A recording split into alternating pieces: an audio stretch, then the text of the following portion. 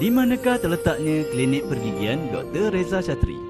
Daripada Tol Bandar Seri Putra, korang terus je ke hadapan dan di sebelah kanan korang akan nampak Lotus Bandar Seri Putra. Korang terus sahaja ke hadapan dan bertemu dengan Simpang 4. Di Simpang 4 tersebut, korang akan nampak Bandar Seri Putra.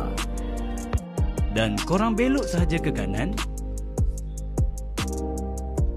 terus ke hadapan, masuk di pintu gerbang yang cantik ni.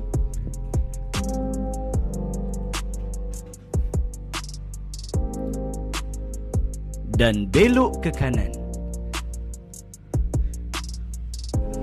Seterusnya, korang belok ke kiri dan akan nampak pelbagai kedai-kedai makanan seperti nasi kandar original HT. Dan kalau korang terus ke hadapan,